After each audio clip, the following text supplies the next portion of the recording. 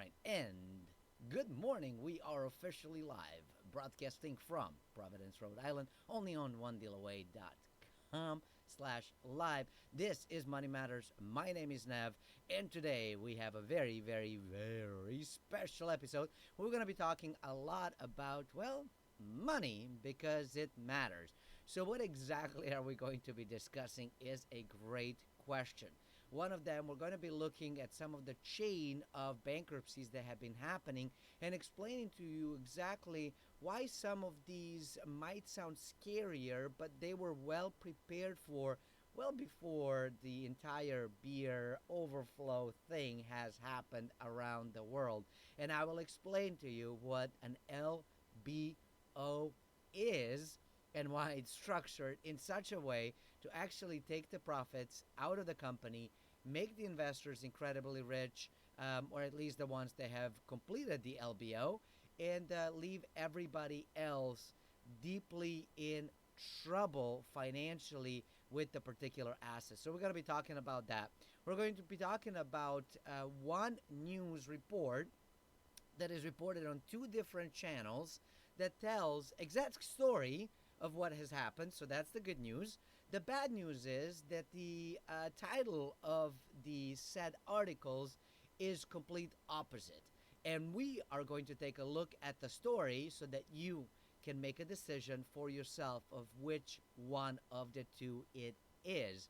Of course, we're going to be talking about what the upcoming meeting. It's a virtual meeting starting this Thursday with Fed Chair Jay Powell in the virtual sort of the Jackson Hole meeting. You know how they always go to Jackson Hole and meet every year? Well, it's a little bit different this year. I think they're going to be Zooming. That is, if Zoom can stay up. Yes, a little of a jab on them because I have learned that quite a bit of folks have not been able to Zoom for a few hours yesterday as it has gone down. Of course, we are going to take a look at what's going on with unemployment and all kinds of other news as far as what we can expect to happen. As you can see, it is a full show. We have a lot to discuss. So, let's do this.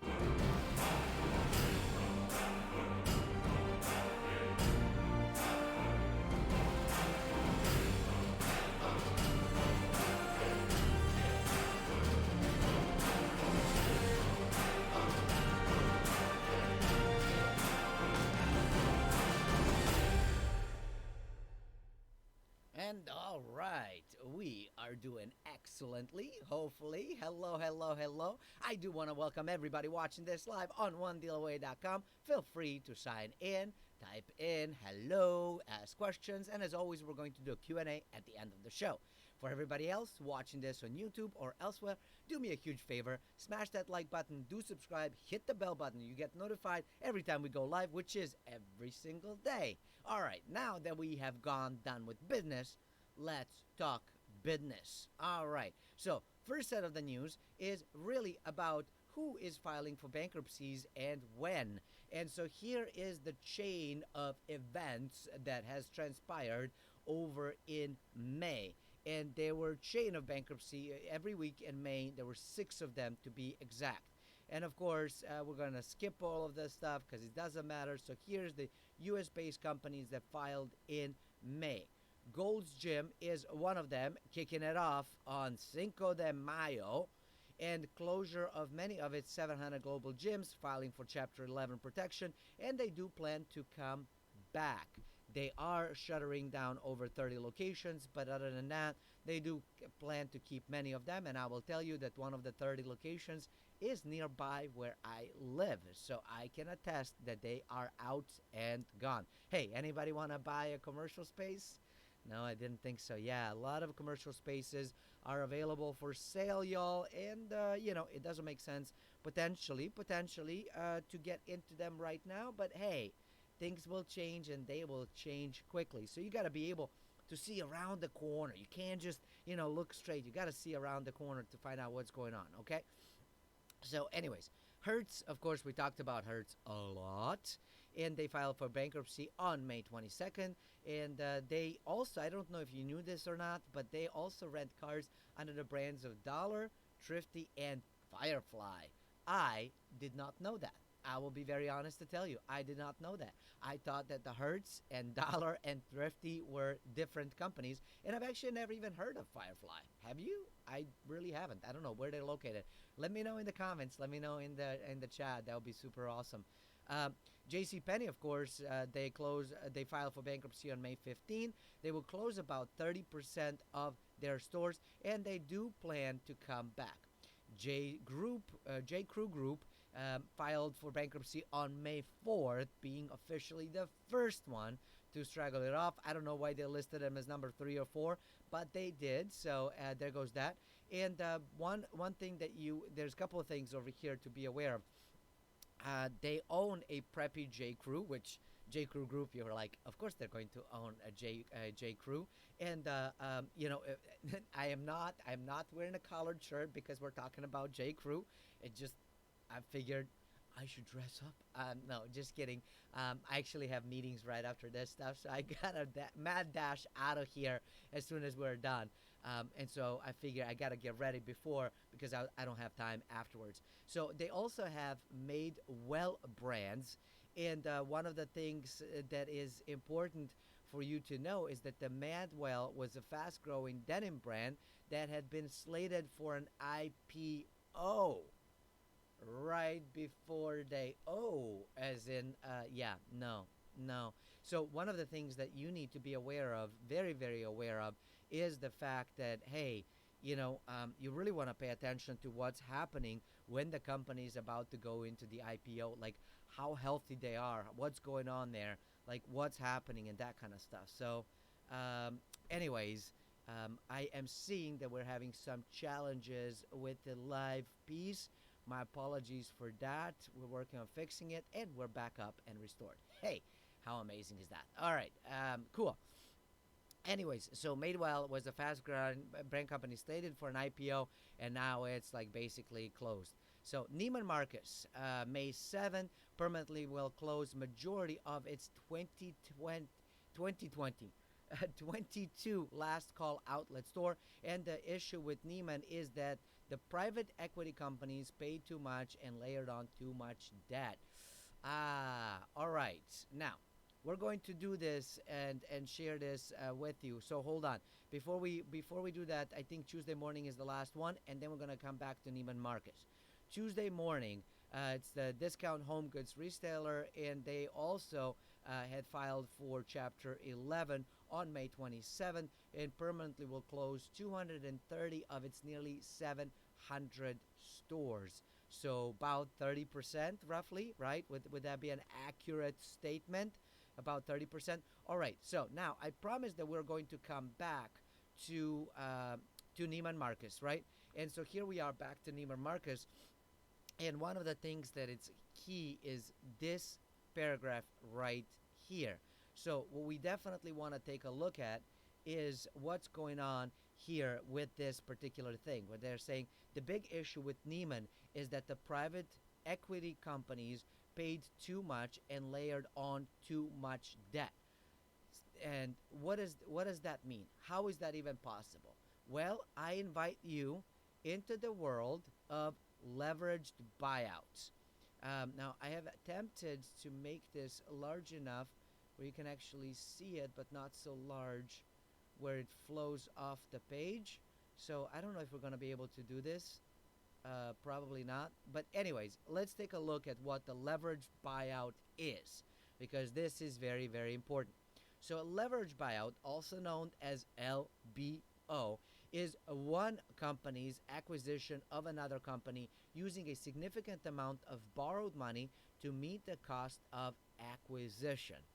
The assets of the company being acquired are often being used as collateral for the loans, along with the assets of the acquiring company. All right, I'm going to try something. Let's see if we could do this. All right, maybe we could, I don't know. Google. I just want the blank page. I just want the blank page because I want to show you something. I just need writing space is basically what I'm saying. All right, perfect. Writing space. We have writing space. All right. So we're going to go in and talk about the leverage buyout. Okay. All right. So you have a company right here. And don't ask why I draw houses for companies, because I guess I just always elevate, like asset is always something that is like physical in my head. Um, so anyways, so here is a company, right? And they might actually have, assets which could be actually like buildings, right? Then they actually have like products, you know um, I don't know why it looks like a car, but it is. Then they actually have, customers, right? So that's what these guys over here are. Then they also have like some sort of, cash flow that is coming in. So all of these things are assets of some sort, right? They're all assets. And so what this means is that all of this stuff, the entirety of this company, all of the assets, the physical assets, the people, the cash flow, the accounts receivable, the future production, the equity, all of that stuff is an asset of the company, which means all of it could be used as a collateral. Now, if I use that as a collateral, what that basically means, oh my gosh, you can't see anything because, all right, never mind. We're going to do this again. Uh, yeah. Okay, now you can see it. Who knows what the heck I did, y'all? I clearly pressed some button and don't know what I pressed. All right. So you have a company, and that company, all right, that company has some sort of physical assets, right? Like a factory or, malls or whatever, right? Then they have some sort of production stuff like product, and clearly this one has cars. Then they have customers, right?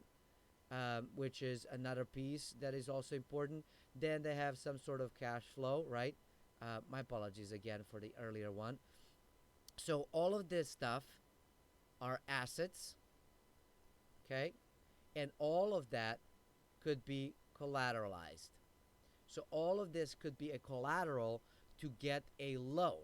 So now, if you and I are buyers of this whole thing, we go over there. So there's us. I don't know why we have a triangle head, but we do.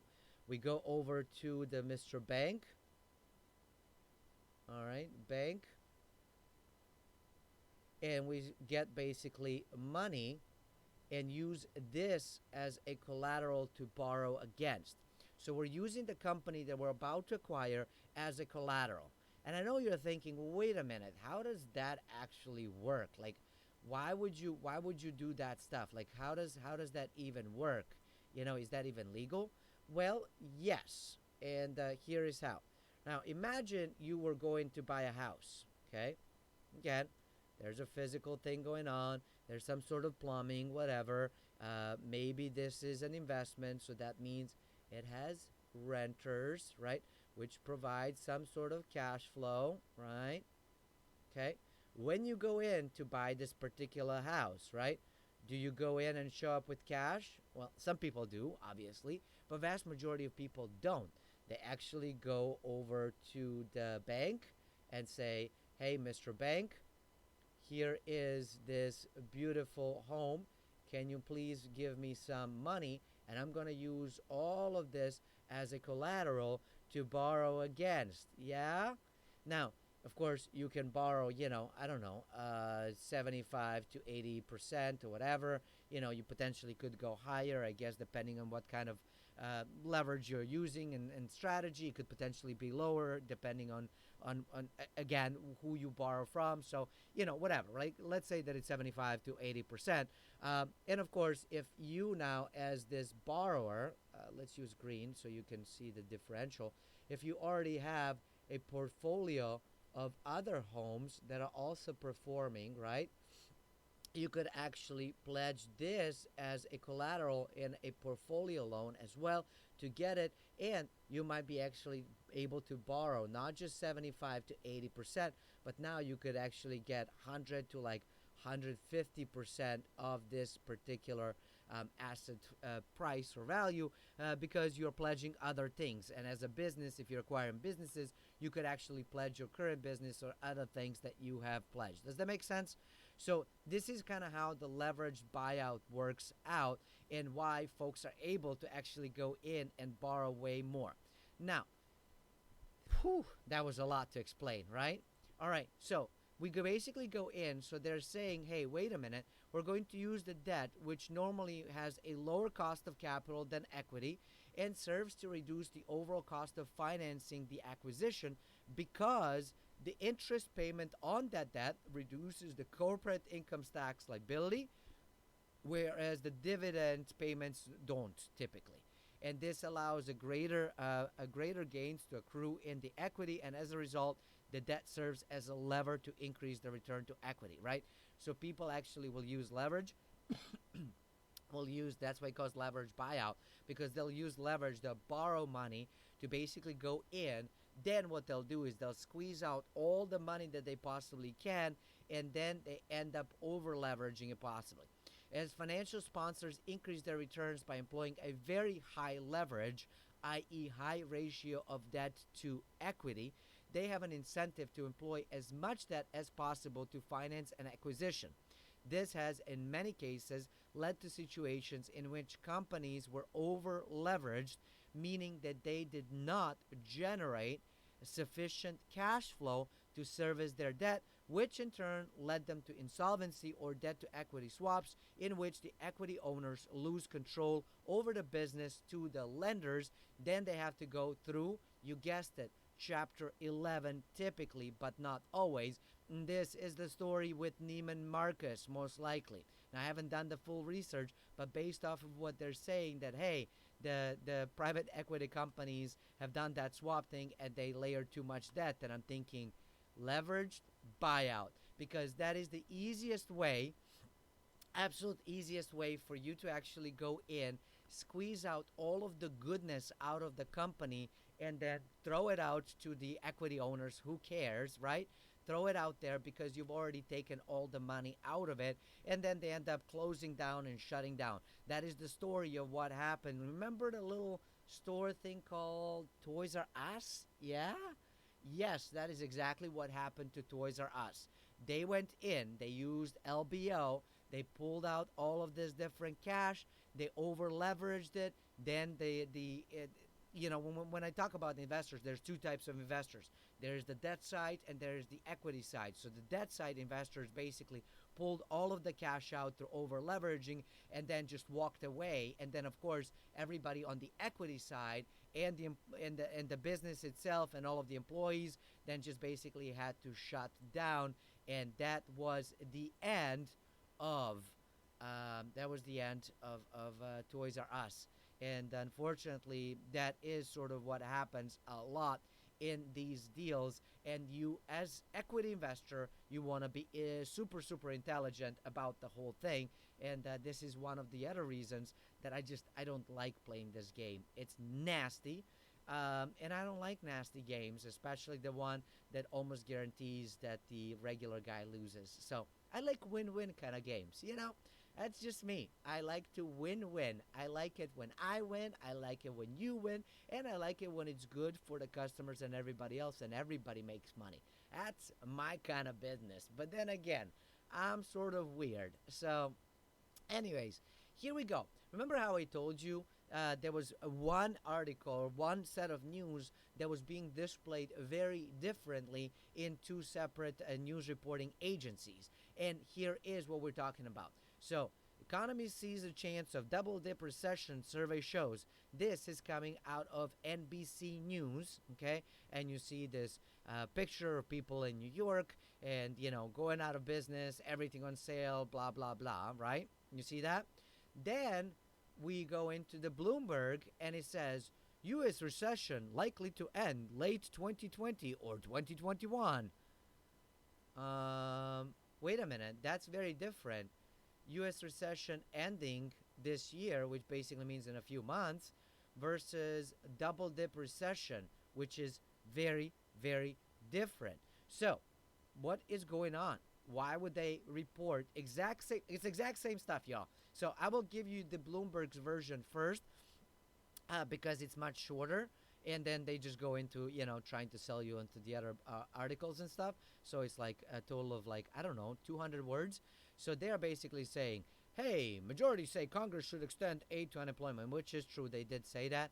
Half of panelists expect return to fourth quarter 2019 GDP level in 2022. The report actually doesn't say that. The report doesn't say that, and they don't have it anywhere in here. I read it. The U.S. economy will emerge from recession in the second half of this year or at some point in 2021, and a majority of economists say economists need to extend supplemental blah, blah, blah. That's the intro. Okay, cool. Where do they actually say that stuff? Two-thirds of panelists said that the economy is still in the recession that started in February 2020, while nearly 80% indicated there is at least 1 in 4 chance of a double-dip recession. Okay, so where exactly do they say it's going to recover and be done and over with? The NABE survey summarizes the response of 235 members and was conducted before late July and early August. Majority of panelists said Congress should extend the supplemental process thing, blah, blah, blah.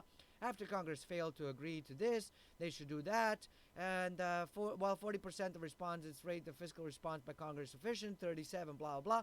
And it's done and over with. So where exactly do they say that half of panelists expect a return to a fourth quarter 2019 GDP level? Nowhere.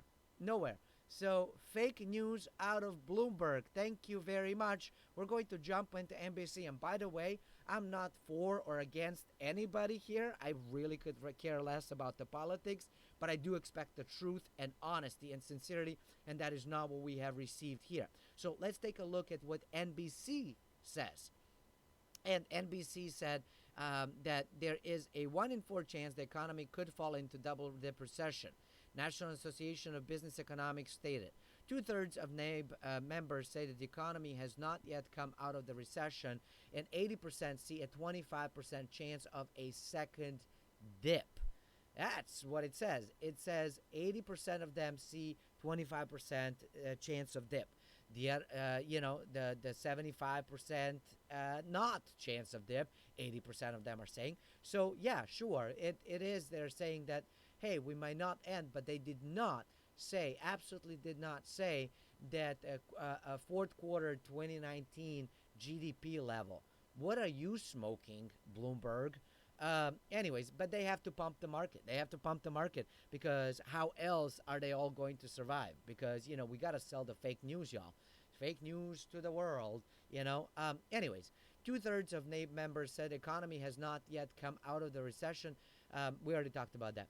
60% believe that the federal funds rate range to remaining unchanged of 0 to 0.25% or go even lower by the end of 2021. 40% said that the stimulus provided by Congress was insufficient. 37% said it was adequate, and 11 see it as excessive. As you can see, they can't quite agree, but vast majority of them agree with me to say, not enough, not enough. You're going to have to do more, and they will have to do more, y'all. And that doesn't mean that I'm saying, hey, print ad nauseum and all of that stuff, but I'm just telling you, it's not enough, because the whole of that was created by the entire shutdown of everything is so large that they absolutely have to. They don't have a choice. When you have a giant hole in your backyard, you got to get a lot of dirt to fill it up and bring it back to the level, right? Same thing. We're just talking financial hole, right?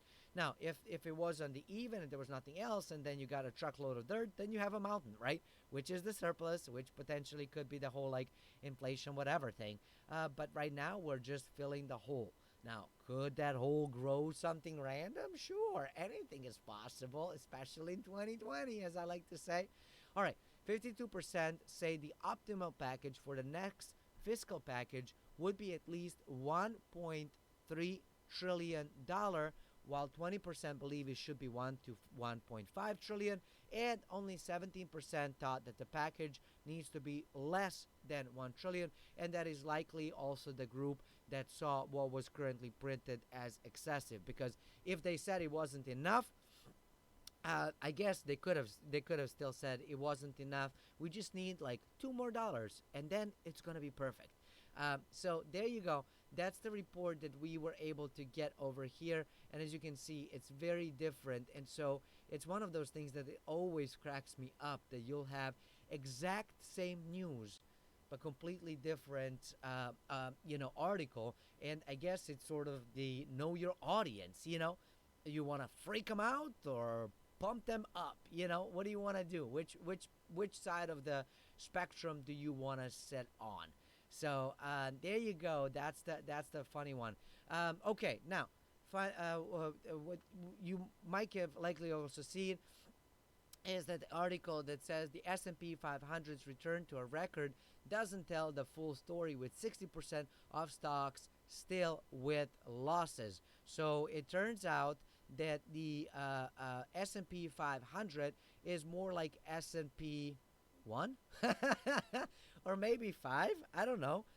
But it clearly is not 500 anymore, because 62% are posting negative returns right here, and only 38% posted gains, with vast majority of them like barely holding on to dear life, like clearing it.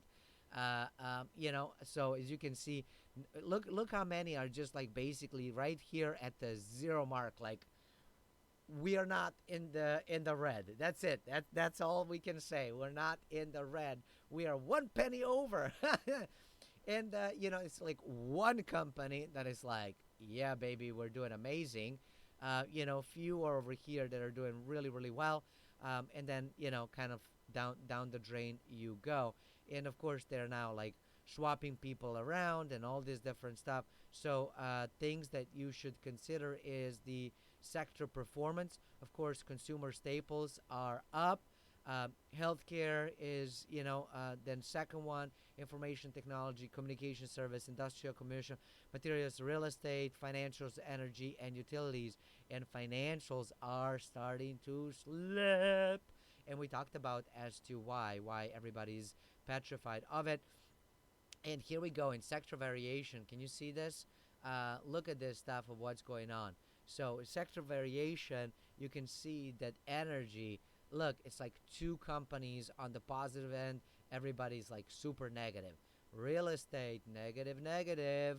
Very few on the positive end. That doesn't make real estate a bad investment, but it does make it bad investment on the stock market. So be careful, because a lot of the REITs and that kind of stuff, they are in offices and malls and stuff that nobody uses anymore, right? So you want to be careful. Financials, same thing. Look how many are in the negative, very few in the positive. Utilities, same story. Consumer discretionary, I mean, it's like a flat line everywhere. Communication services, not as negative, but negative. Industrials, right? We see like, okay, but a lot in a negative. Materials, it's sort of like much closer to the zero on both ends of the spectrum. Information technology is a hodgepodge of like equal distribution of everything. Healthcare tends to be more on the positive side, as you can see, than on a negative side, but they do have a healthy number here on negative, but not as deeply. And then consumer staples, again, they're mostly on the positive end, right?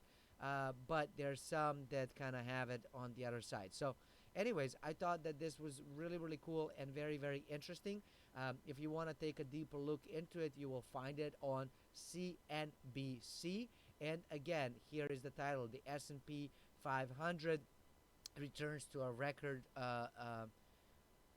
Returns to a record doesn't tell the full story, with 60% of stocks with losses. So I think if you just say 60% with losses, CNBC, you should be able to find it.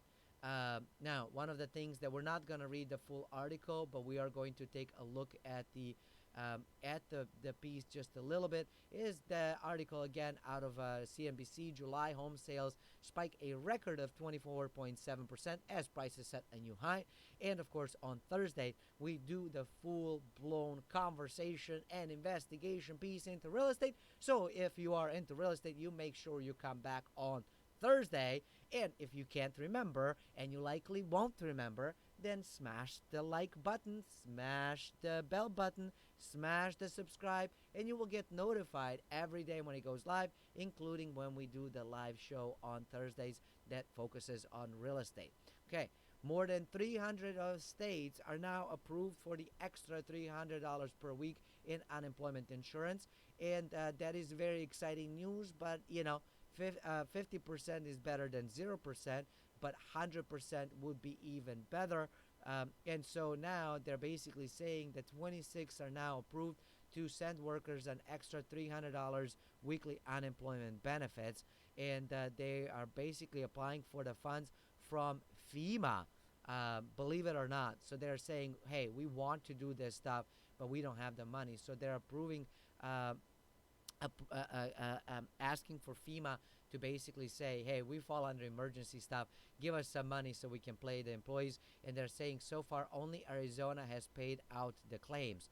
The following states will also start paying out an enhanced benefit in the coming weeks: Alabama, Alaska, California, Colorado, Georgia, Idaho, Indiana, Iowa, Kentucky, Louisiana, Maryland, Massachusetts, Michigan, Mississippi, Missouri, Montana, New Mexico, New York, North Carolina, Oklahoma, Rhode Island, Tennessee, Texas, Utah, and Vermont.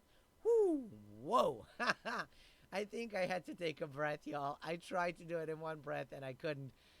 More states are likely to be approved. South Dakota is the only state so far that has declined the subsidy.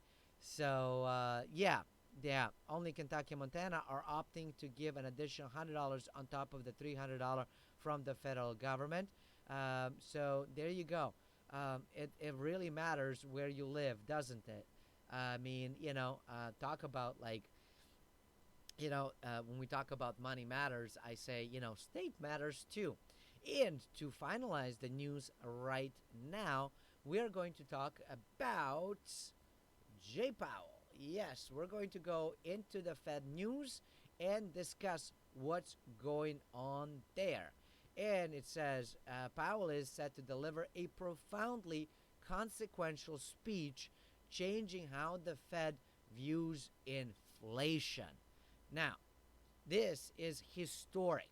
And I think we need to, really pay attention, because I think that what is going to happen this week, this year, is going to change the trajectory of the economy and finance. And our transformation is beginning.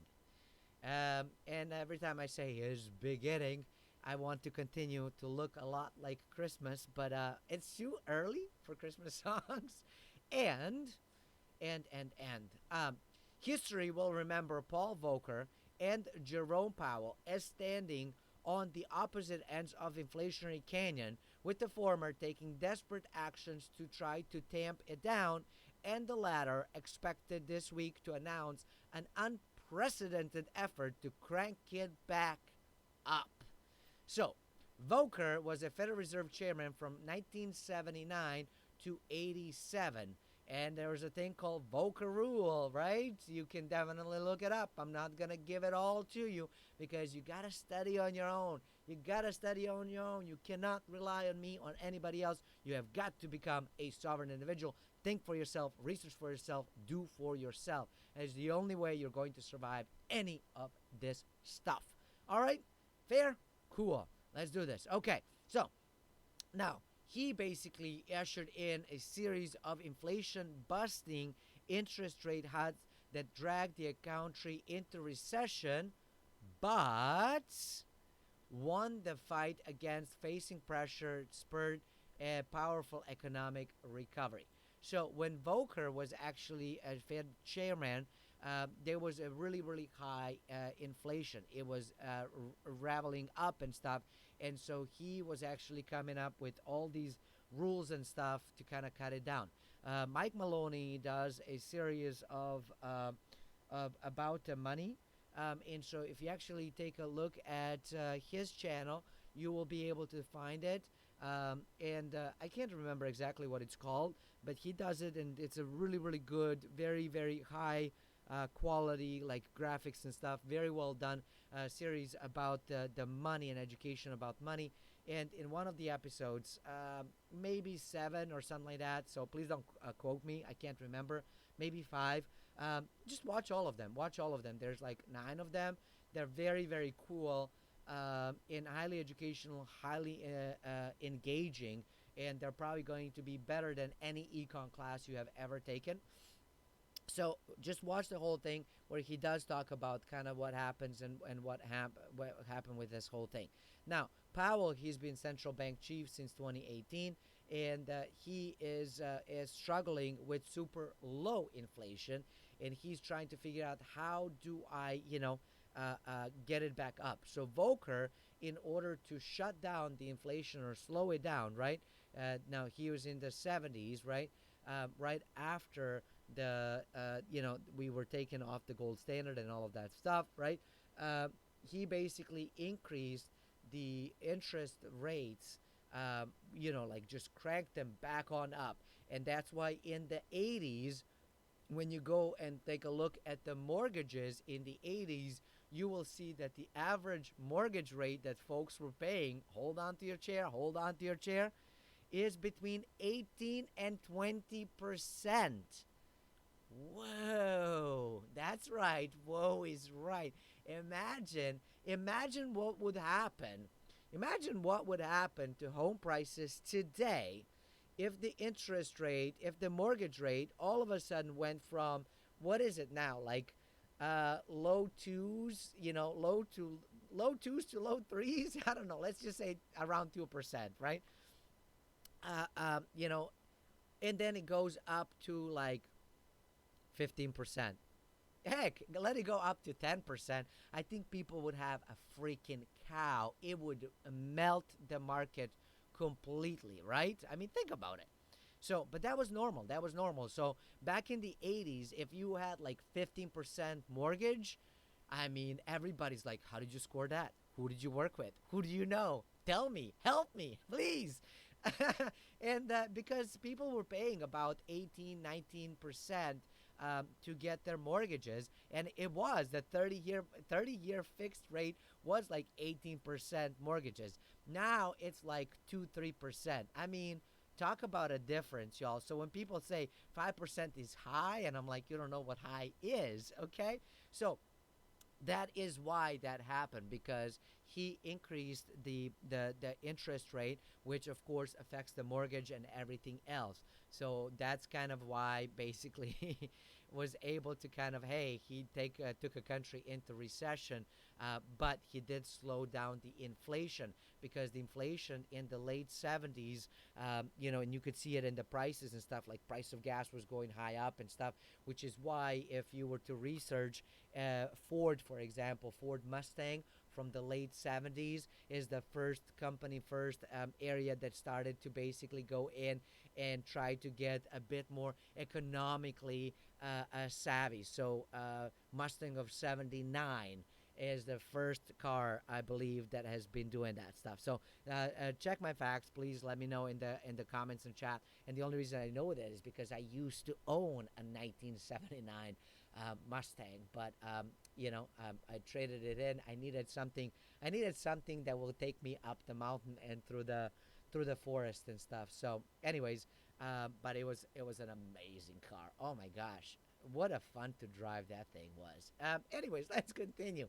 While the average consumer, excuse me, I need. Okay. While the average consumer might find it absurd to want to raise the cost of living, central bankers and economists see too little inflation also as a problem. That is why Powell will speak Thursday during a virtual version of the Fed's annual Jackson Hole, Wyoming conference, and we could see to be the central bank's most active effort ever to spur inflation. The expectations are pretty high to get something meaningful on Thursday. One phase Powell is likely to use is average inflation targeting. You want to keep that in mind and watch out for it. Simply, it means that the Fed, which has pegged 2% as the healthy level, will let inflation run higher than that for a while if it has spent a considerable time beneath that level. I'm going to need to read that again because this doesn't make any sense to me. Simply it means that the Fed, which has pegged 2% as a healthy level, will let inflation run higher than that for a while if it has spent a considerable time beneath that level. So if it has been 2 years below 2%, it's going to let it run higher for 2 years afterwards. It sounds like, right? That's kind of what I'm reading. Is that what you're reading? Let me know. Powell's speech could include a vow to keep as well to keep policy as accommodative as possible until inflation and employment are both stabilized. The Fed will need to commit to keeping rates anchored near zero until the goals are met. Central bank credibility is crucial. Currently, they don't have any credibility whatsoever. And that is very, very scary. Now, we did talk about the fact that you need to have a confidence, right? You need to have credibility that all of the money and financial stuff is a game, confidence game, also credibility game. And they're saying, right now, they don't really have much of a credibility going on at all. All right. Considering what the market's doing, we are getting closer to an effective vaccine. Fed should be focusing more on taking steps back, said Peter Bookvar, Chief Investment Officer at Bleakley Advisory Group. And Fed may have been what they were doing, they may have been necessary in March, but is no longer necessary now. Now, I don't know what Mr. Bookvar is smoking, but I'd like some of that, especially if it's not addictive, because I have no clue why it's, the market, the only way that the market is actually performing is because Fed is buying everything, propping it up. Clearly, Mr. Bookvar has no clue about it, and I guess, these days advisory groups are, super easy to start anyways. So you just need a fancy degree and off you go. Fancy title, fancy degree, fancy suit that you can't afford, and, off you go doing your thing. So I disagree completely. I don't know. Maybe he knows something that I don't, but I disagree completely because while, yes, they should focus on taking the steps back, every time they have taken the steps back, the problem is that we have a zombie economy.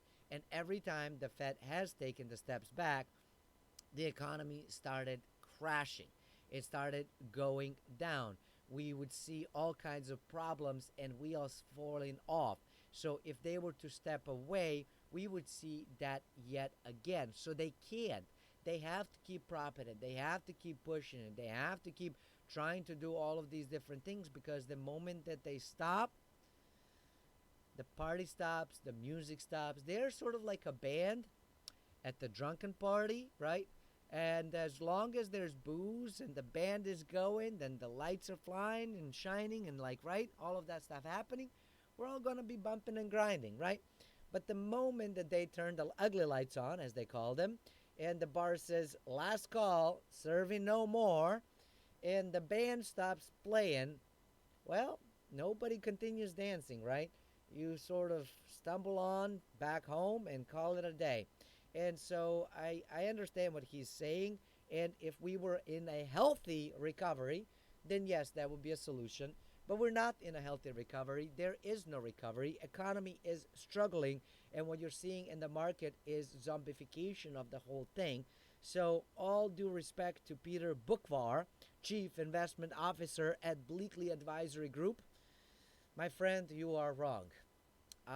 You're entitled to your own opinion, but I humbly disagree with it because have they stop it, the only thing that is holding it right now is the fact that they are propping it up.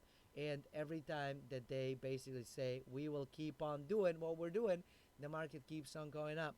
The moment they stop is the moment that will crash again.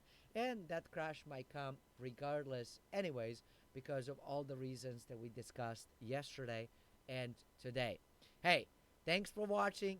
I appreciate you. We're going to go in and jump into the Q&A for everybody watching live. For everybody else on the YouTube, Thanks for watching. I appreciate you. Come back tomorrow. Hit the like button, hit the subscribe, hit the bell, and I will see you tomorrow, maybe even live. Until then, stay forever money blessed, and do remember, you are only one deal away.